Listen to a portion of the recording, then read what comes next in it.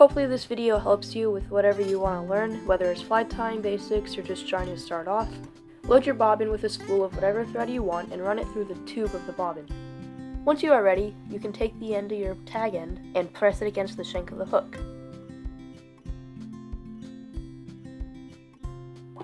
Now you can press your thread against the shank of the hook, bring your thread down, up, to an angle towards the bend of your hook. Once you have completed this, you can keep on wrapping it back.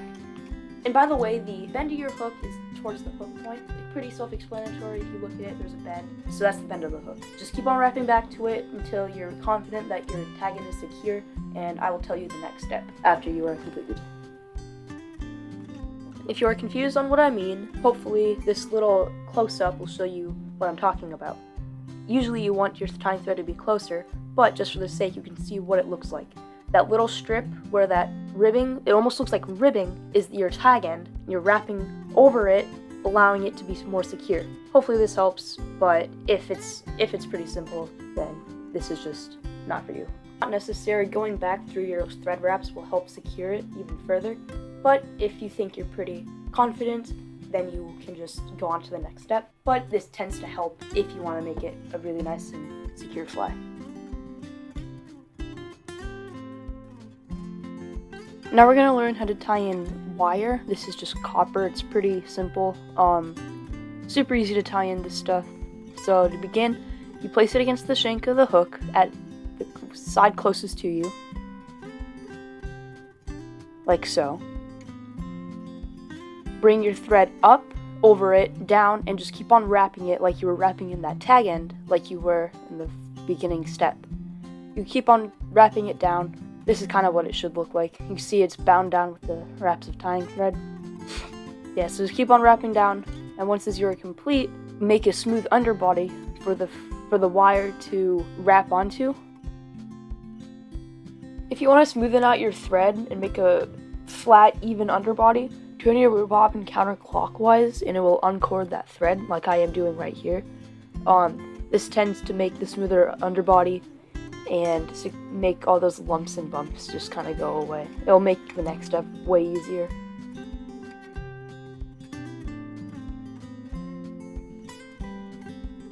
You can grab your wire, which is what I have in my hand right now, and start wrapping it over the hook shank, under, and touching the last wrap.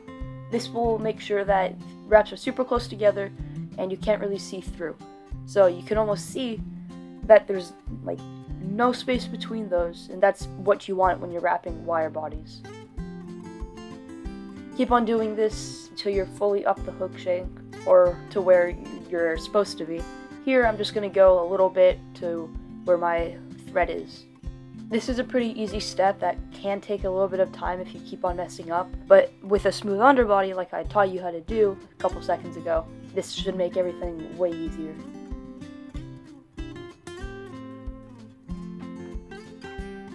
Once you have brought your wire to your destination, wrap it down with wraps of tying thread.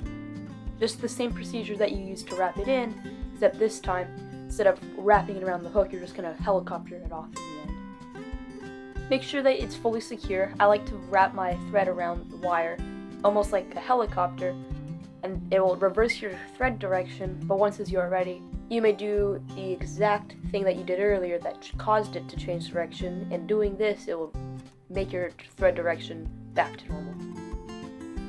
Keep on wrapping it down afters to make sure that it's nice and secure. Once you are ready, you can helicopter it off like I'm doing. Helicoptering is just spinning it around in a circle until it eventually gives in and breaks. This will cause a very flush break off. It also saves your scissors from dulling it if you are using wire.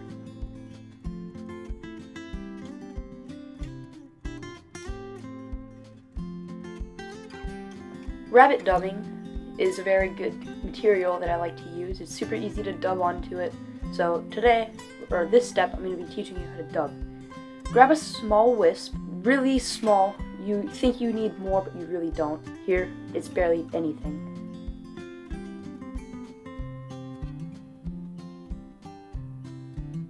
In order to dub, take a little bit of dubbing, pinch it between your fingers, put it against the line, your thread, and take little wisps, and twist it onto your thread. You're gonna need to do more than one twist, but see how it starts to stick to it without needing it to do anything else? Grab another small clump, dub it, take another small clump, and dub it. As you can see, this is making a little substantial dubbing noodle on my thread.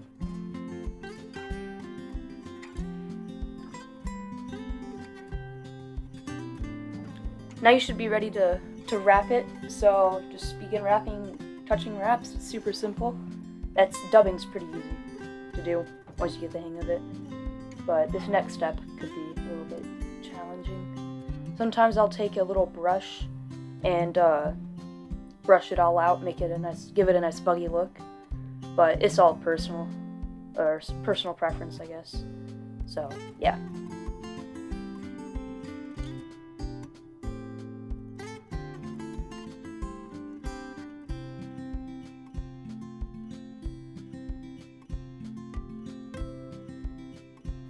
Now we're going to learn how to tie in one of the most important materials, which is bucktail. This can be kind of challenging to tie in if you don't know how to properly, but in the end of the day, it's just tying in another thing. Take a small clump, and I like to pick out all those underfurs by grabbing just the 2/3 up the way near the tips, and then pulling out all of like the underfur.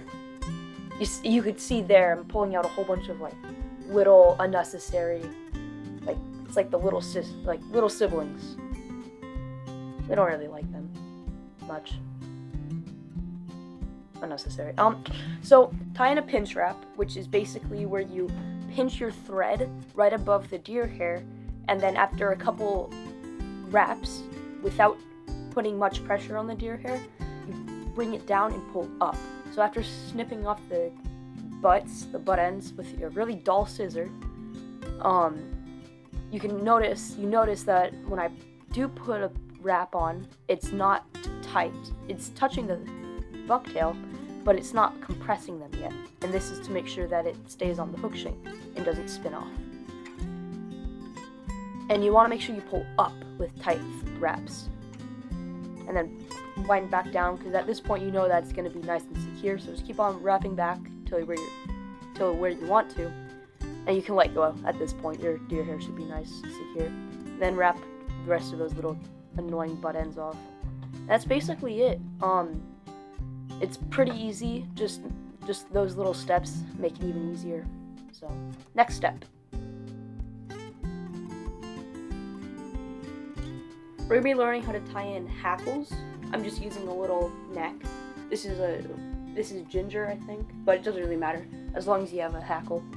So to start, you just pluck your feather, the feather that you want, and before you tie in, you strip down all of those fibers near the bottom.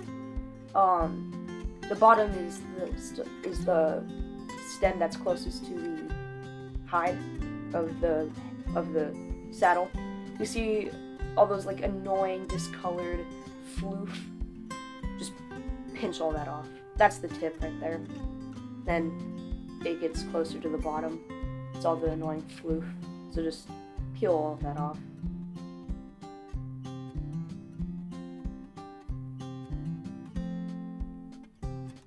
This will leave you with a bare stem and just makes tying in easier and less of a lump.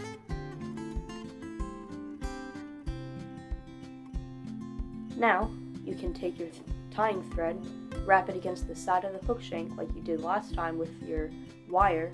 It's basically the same thing. I've actually tied onto the top. It doesn't really matter where you tie it onto now that I think about it. It's basically just wire that you want to tie it to the end of your hook shank, side of your hook shank. So just make sure it's nice and secure because this stuff can be pretty slippery. Snip or break off your stem.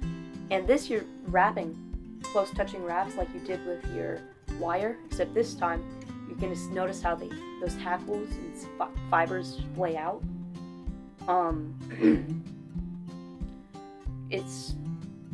This stuff is tend to be used for dry flies and streamers like the woolly bugger or the Adams gray, or the gray Adams, or saw tackles if you're using a hen, which I'm not showing you right now, but essentially the same thing, so if you tie it in off the tip, and every single time you wrap, you preen those fibers back with your fingers. And yeah, I'll show you later if I do another one of these little tutorial videos. So yeah, just snip off if you have any extra and just tie it off. This is another really easy step that doesn't take too much knowledge to do or practice. Now I think that's really all. Now I'm just going to teach you how to use the whip finish tool, and we're good. This is the basics. So to use the whip finish tool, all you do is you take a whip finish tool, like the one that I have, and you take the gaff. It looks like a little gaff, the tip. It's on a rotary, so it spins freely. So here's how you do it. You take your gaff, press it against the thread, and then that little notch you put right there where I'm pointing to, that little notch, put the thread in. So you should just keep it there, and it should make a figure 4. So just release, and it'll make a figure 4 with it, just like that. And I'm not the best at explaining this part, so there's other tutorials. I might just make a legitimate video on whip finish, but at this point, you're just, here, I'll show you what it should look like. Okay, every single wrap, you're overlapping your original tying thread, making it nice and secure. So, see how it's overlapping that tying thread? That's what it should look like. And then after whatever many wraps, you just take it off the gaff and pull tight. There should be a little snipper on the end, but just for one more, this is it. Quickly, so make a figure 4, wrap it 5 or 4 times, take it off the gaff, pull tight, snip. That's all you gotta do. It's pretty simple. Yeah, so now we're going to show you how to tie a fly that uses some of these steps, like dubbing and wrapping your wire, and whip finish, obviously. But yeah, I might introduce one more step, but I'll see what it looks like.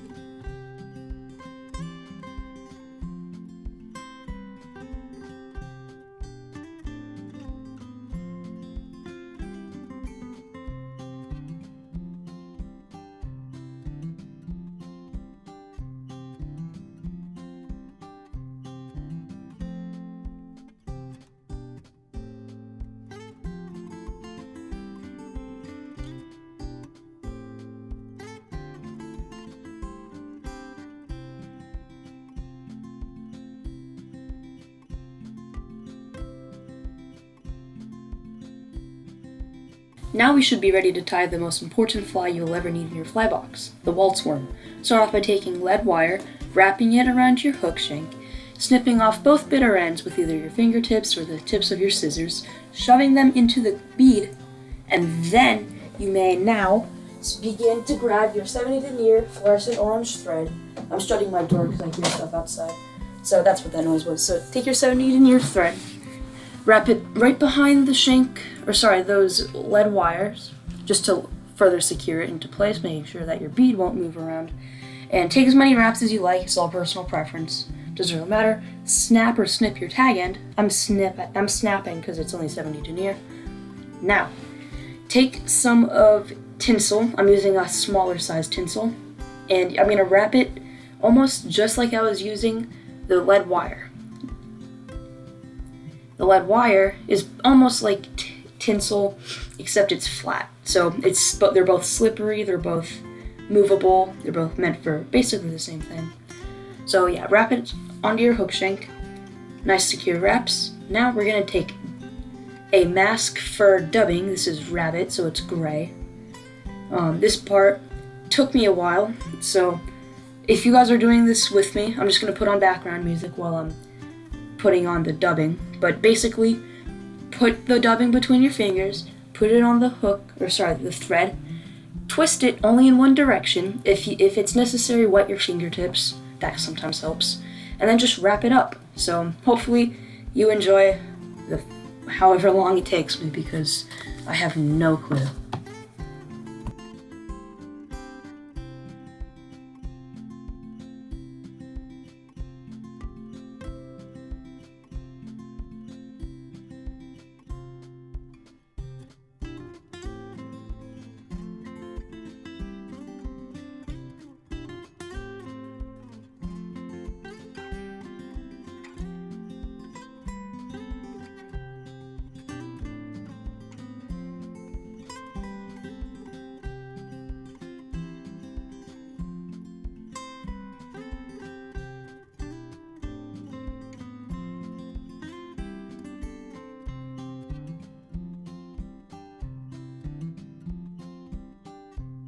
Now we begin to take our tinsel, start wrapping it in open spiral wraps around our dubbing. This will give ribbing and make it look segmented and give it some durability because dubbing isn't really all that strong.